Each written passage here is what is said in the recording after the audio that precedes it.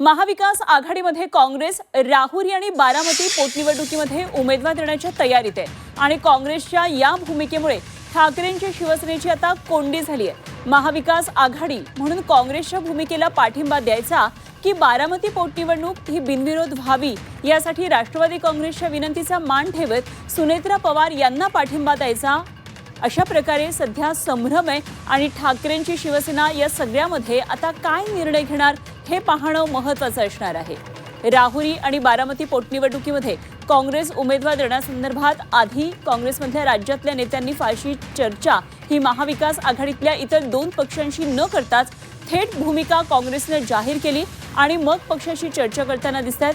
आणि यामध्ये आता उपमुख्यमंत्री सुनेत्रा पवार यांनी उद्धव ठाकरे यांना फोन करून बारामती पोटनिवडणुकीसाठी पाठिंबा देण्याची विनंती केली अशी ही माहिती आहे। आता या सगळ्यामध्ये काँग्रेस पक्ष सोबत न जाता राष्ट्रवादी काँग्रेस शरदचंद्र पवार पक्षानं बारामती पोटनिवडणूक ही बिनविरोध व्हावी यासाठी पाठिंबा दिलेला आहे।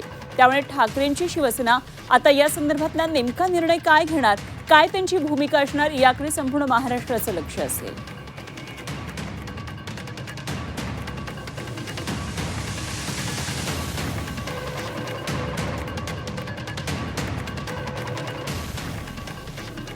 तर या संदर्भात आणखी सविस्तर चर्चा करूया। आमचे प्रतिनिधी कृष्णात पाटील सध्या आपल्याबरोबर थेट जोडले गेलेत।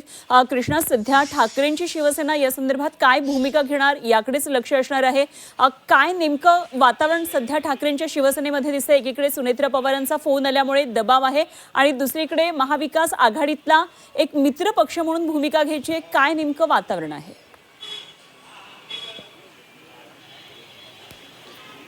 अनुपमा, राहुरी आणि बारामती ची पोटनिवडणूक लागलेली आहे आणि खास करून बारामतीवरून संभ्रम काहीसा वाढलेला पाहायला मिळतोय। खास करून शिवसेना ठाकरे गट या संदर्भात नेमकी काय भूमिका घेणार, कारण एकीकडे महाविकास आघाडीचा धर्म पाळायला झालं तर काँग्रेसला पाठिंबा द्यावा लागेल आणि दुसरीकडं कौटुंबिक संबंध पाहता आणि त्याचबरोबर अजितदादांशी असलेले निकटचे संबंध पाहता थेटपणे यावेळी